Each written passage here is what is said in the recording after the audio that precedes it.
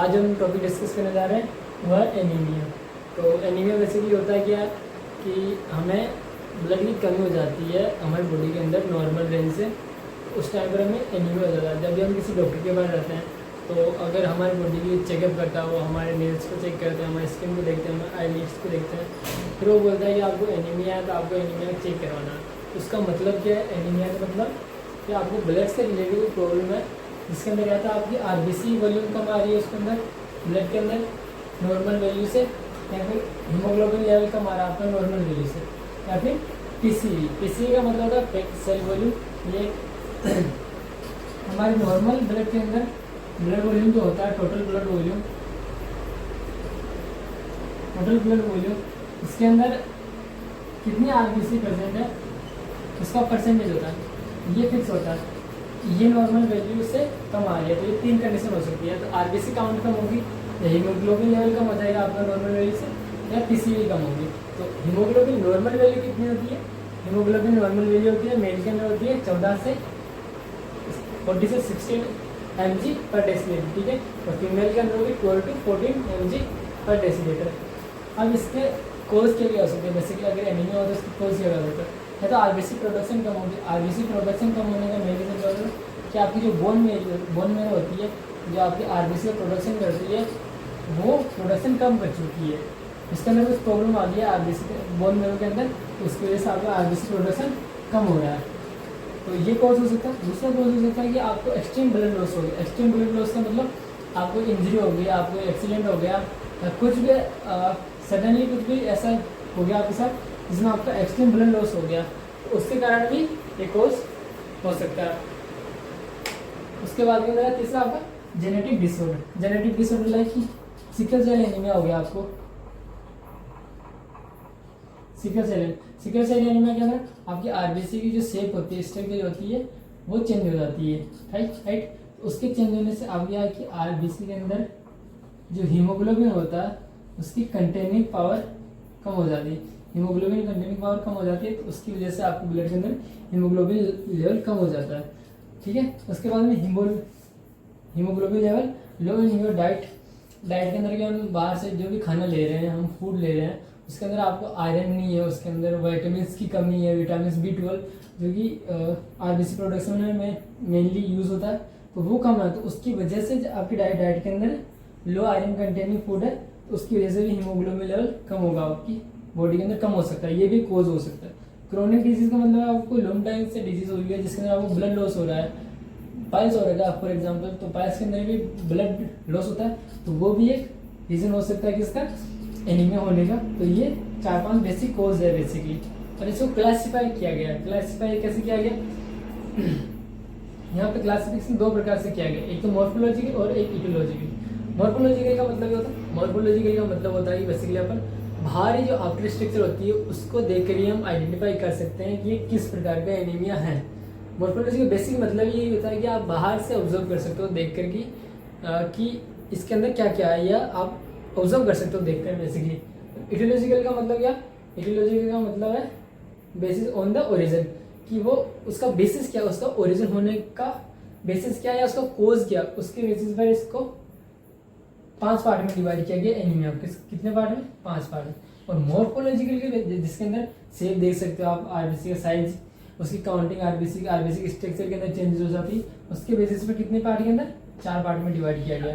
तो morphological basis के बाद बेसिस पर 4 पार्ट में, और इटियोलॉजिकल बेसिस के बेसिस पर 5 पार्ट में, ठीक है। इटियोलॉजिकल का मतलब होता है बेसिस ऑन द ओरिजिन या कोज ऑफ, ठीक, कोज यानी कि वो कौन सा कोज है, उसके ओरिजिन होने का उसका कोज क्या है कि वो डेवलप हुआ या एनीमिया क्रिएट हुआ, तो ये इसके अंदर आएगा इटियोलॉजिकल के अंदर। और मॉर्फोलॉजिकल के आधार पर देख रहे हैं शेप के अंदर कमी है, शेप अलग है, उसका साइज अलग है, नॉर्मल काउंटेज से कम आ रही है, तो वो मॉर्फोलॉजिकल के अंदर आएगा, ठीक है।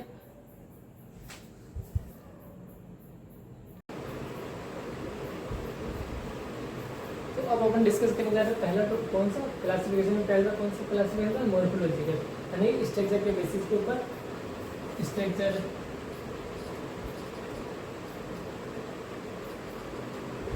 शेप, साइज या काउंटिंग के आधार पर, ठीक है। स्ट्रक्चर शेप साइज या काउंटिंग आता है तो मॉर्फोलॉजिकल की कैसे, इसमें 4 पार्ट में डिवाइड किया अपन ने। पहला नॉर्मोसाइटिक नॉर्मोक्रोमिक। तो नॉर्मोसाइटिक नॉर्मोक्रोमिक का मतलब होता है नॉर्मल ना कि आरबीसी की शेप जो है वो भी नॉर्मल है, आरबीसी की शेप नॉर्मल, ठीक है। इसके अंदर आरबीसी की शेप भी नॉर्मल होगी और उसके अंदर प्रेजेंट हीमोग्लोबिन लेवल भी नॉर्मल होगा। फिर भी अगर अपन को एनीमिया हो गया तो उसका मेन रीजन क्या हो सकता है कि उसके काउंटिंग के अंदर कमी हो, मतलब कि जो आरबीसी का नंबरिंग जो है, आरबीसी की जो काउंटिंग है, सॉरी काउंटिंग जो है उसके अंदर कमी आई है, यानी कि आरबीसी की प्रोडक्शन नहीं हो पाई प्रॉपर या किसी वजह से आरबीसी काउंटिंग का नंबरिंग कम हो चुकी है। दूसरा नॉर्मोसाइटिक हाइपोक्रोमिक, मतलब कि इसके अंदर शेप जो आरबीसी का शेप जो है वो तो नॉर्मल है, मतलब आरबीसी का शेप जो है वो नॉर्मल है, जबकि हीमोग्लोबिन लेवल, क्रोमिक का मतलब हीमोग्लोबिन और हाइपो का मतलब ज़्यादा, राइट। हाइपोक्रोमिक, सॉरी हाइपो का मतलब होता है कम, हाइपो का मतलब, हाइपर का मतलब होता है ज़्यादा और हाइपो का मतलब होता है कम। तो यानी कि हीमोग्लोबिन लेवल कम है, एचबी लेवल कम है, मतलब कि आरबीसी के स्ट्रक्चर के अंदर कोई प्रॉब्लम हो सकती है, उसकी वजह से शेप नॉर्मल है और उसकी स्ट्रक्चर में कोई डिफेक्ट आ सकता है, उसकी वजह से नॉर्मल हीमोग्लोबिन लेवल कम हो चुका है, ठीक है।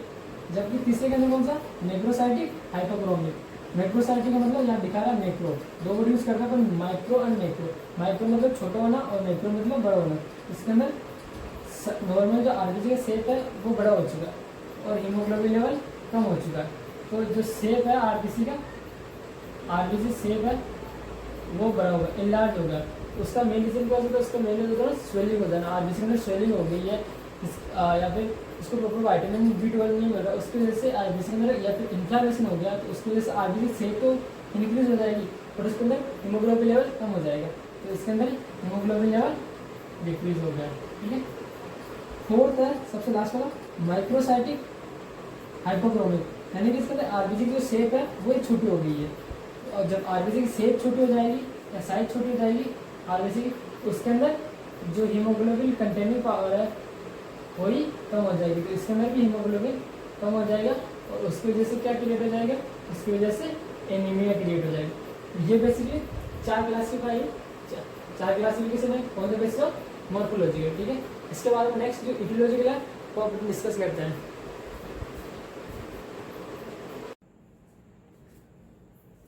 तो सेकंड कौन सा क्लासिफिकेशन, सेकंड क्लासिफिकेशन अपना इटियोलॉजिकल। इटियोलॉजिकल का मतलब बेसिस ऑन द ओरिजिन या कोज, उसका डेवलप होने का ओरिजिन क्या है या उसको डेवलप होने का कोज क्या है, एनीमिया डेवलप होने का कोज क्या है, ठीक है। तो पहला हीमोरेजिक एनीमिया, दूसरा हीमोलाइटिक, तीसरा न्यूट्रिशन डेफिशिएंसी, सॉरी गलत लिख दिया यहाँ पे स्पेलिंग, डेफिशिएंसी है ये, not definition, deficiency.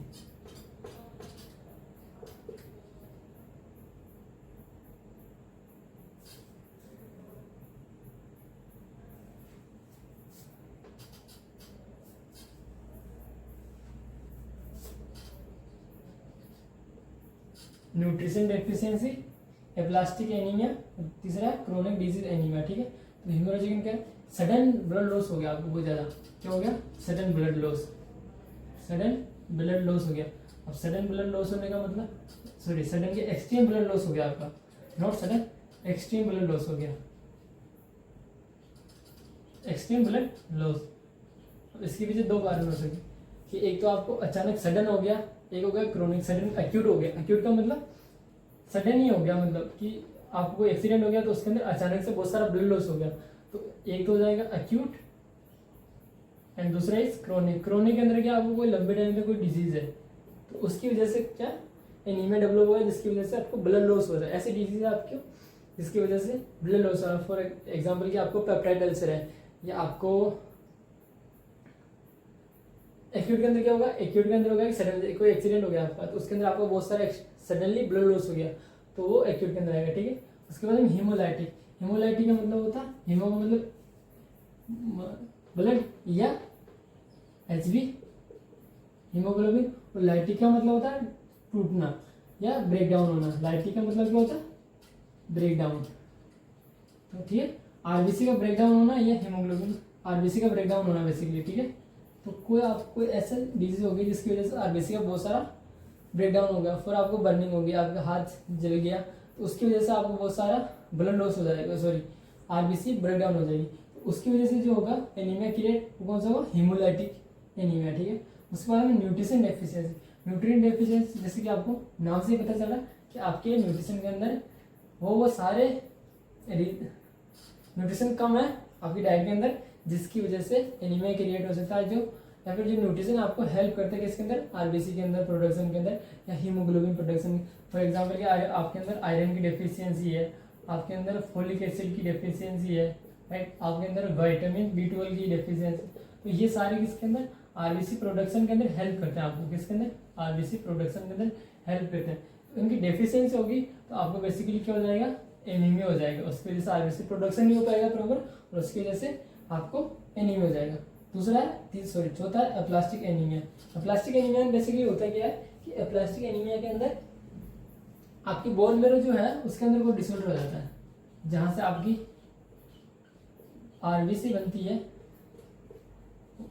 Bone marrow, उसके अंदर कोई डिफेक्ट हो गया, राइट, तो उसकी वजह से क्या होगा? प्रॉपर फॉर्मेशन नहीं हो पाएगा आरबीसी का, राइट, आरबीसी फॉर्मेशन प्रॉपर नहीं हो पाएगा।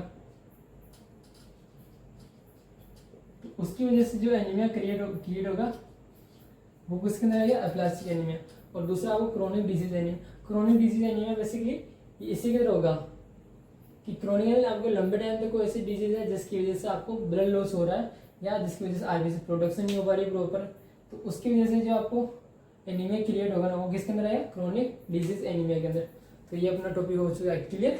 तो थैंक यू, देखते रहिए आप हमारे वीडियोस को।